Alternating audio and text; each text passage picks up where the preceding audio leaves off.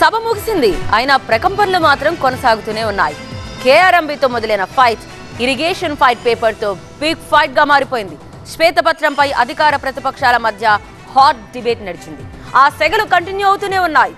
Telangana assembly సమావేశాలు ముగిసినా అధికార కాంగ్రెస్, విపక్ష బీఆర్ఎస్ల మధ్య పంచ్లు, కౌంటర్లు పడుతూనే ఉన్నాయి.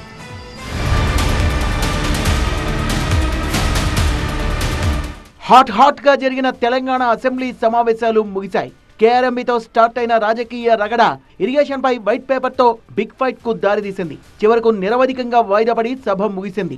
అసెంబ్లీ సమావేశాల్లో ఓటాన్ అకౌంట్ బడ్జెట్ కు ఆమోదం తెలపడంతో పాటు పలు తీర్మానాలు చేశారు. కేఆర్ఎంబీకి ప్రాజెక్టుల అప్పగింత, సాగునీటి రంగంపై శ్వేతపత్రం విడుదలపై సభలో వాడి వేడి చర్చ జరిగింది.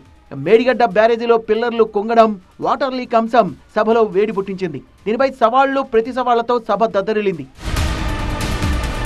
తెలంగాణ శాసనసభ 8 రోజుల పాటు 45 గంటల 32 నిమిషాల సేపు జరిగింది. 2 తీర్మానాలను సభ పాస్ చేసింది.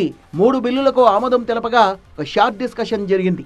పార్టీల వారీగా అధికార కాంగ్రెస్ పార్టీ 8 గంటల 43 నిమిషాలు, ప్రధాన ప్రతిపక్షం బీఆర్ఎస్ 8 గంటల 41 నిమిషాలు, బీజేపీ సభ్యులు 3 గంటల 48 నిమిషాలు, ఎంఐఎం నేతలు 5 గంటల పాటు సభలో మాట్లాడారు.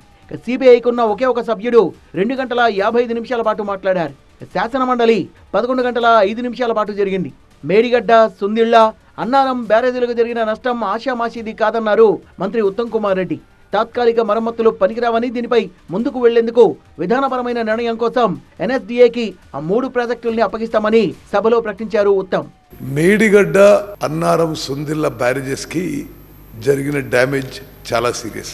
ఏదో ఆషామాషిగా తీసుకుని ఏదో టెంపరీ రిపేరో ఏదో ad hoc type of measures మా ప్రభుత్వం తీసుకోబోదు. మేము ఒక పాలసీ డెసిషన్గా ఈ విషయంలో నేషనల్ డ్యామ్ సేఫ్టీ అథారిటీకి what is the way forward అనే విషయంలో వారి నుంచి రిపోర్ట్ ఇచ్చినాక తదుపరి చర్యలు తీసుకుంటాం. ప్రాజెక్టులపై తాము గొంతు విప్పాకే అసెంబ్లీలో తీర్మానం చేశారన్న బీఆర్ఎస్ నేత హరీష్ రావు, కాగ్ నివేదిక బైబిల్ కాదు, భగవద్గీత కాదంటూ కాంగ్రెసే గతంలో చెప్పిందని గుర్తు చేశారు. గ్యారంటీలు అమలు చేయలేక కాంగ్రెస్ పార్టీ ఇలా డైవర్షన్ పాలిటిక్స్ చేస్తోందని ఆరోపించారు హరీష్. మేము నల్లగొండ సభ పెట్టుకున్న రోజే మేడిగడ్డ పర్యటన పెట్టి ఒక డైవర్షన్ రాజకీయాలు చేసే ప్రయత్నం చేసినారు. మేము నీళ్లు మళ్లించండి, రైతుల పంట పొలాల్లోకి నీళ్లు ఇవ్వండి అంటే ప్రజల దృష్టి మరల్చేటువంటి ప్రయత్నానికి ఇలా కాంగ్రెస్ పార్టీ పాల్పడతా ఉంది. ప్రజలు అన్ని విషయాలు కూడా గమనిస్తా ఉన్నారు. మీరు ఎన్ని చెప్పినా ఇలా మేము నీళ్లు ఇచ్చింది నిజం.